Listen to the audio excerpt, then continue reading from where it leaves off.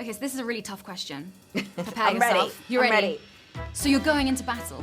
Who do you pick as your partner? The Godly Sisters, Charlie's Angels, or Kung Fu Panda?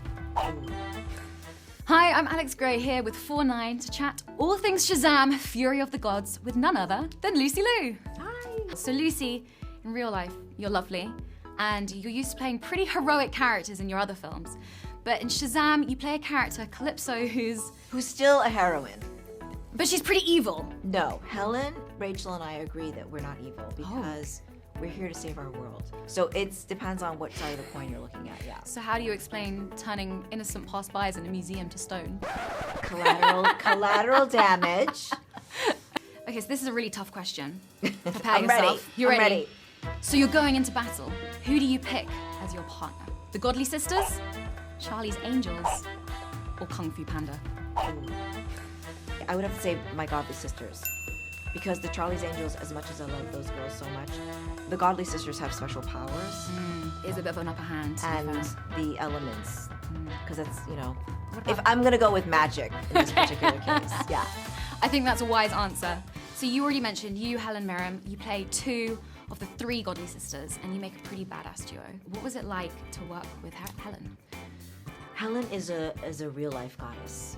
She's a generous, beautiful person, and she really set the standard for how the set was going to be, and she was welcoming and lovely, and he's just someone that you can relate to, and not just as a friend, but as somebody that you could look up to.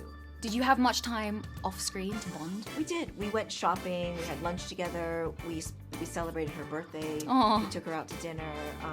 We just had a really good time together, And we have a text chain that we're on. This film kind of broke stereotypes because we have 3 female villains. So what was it like to play such a powerful character? I like that we're united as a family, and it's basically 2 families against each other. It's so nice to have the goddesses from Greek mythology come in and fight superheroes. And I think it's funny because the superheroes are ultimately just children. They're silly kids and you guys are thousands of years old. We're thousands of years. Our youngest sister is 6,000 years old. So yeah. So it's March this month, meaning that it is Women's History Month. What advice would you give to the next generation of women? I would say it's okay to turn off social media. It's okay for you to not read magazines about beauty and glamour. I think it's okay to just be who you are. People get influenced so much by what they see around them and want to be that, and I think sometimes it's unattainable because a lot of it's all smoke and mirrors. Everyone is unique. Everyone is a unicorn, and I think that is something that people forget oftentimes. It's harder to stand out as who you are, but it also makes you so special. So how do you deal with this kind of rise of social media that we've seen in the last few years? I never really go on social media. First of all, I don't have the time to fall down the rabbit hole, but I also think that, it could start to even skew my own, vision of, this person seems to be having such a great time, like, what's going on with my life? You can just start to compare yourself, and I think it's there to connect with people, but I think if you start to feel that you're being kind of ostracized or pushed away, or if you don't feel like you belong, you can really start to feel a little bit sad about where you are, or that you don't belong, or that you're not connected. Human beings are social, and you want to feel like you can be in a situation where you're in a family regardless, not unlike the movie. I'll be in the subway and everyone's just looking down at their phone. It used to be where people would actually talk to each other and connect, and I think, I don't know, it's not always easy to do that, but it's also, it's kind of what keeps people together.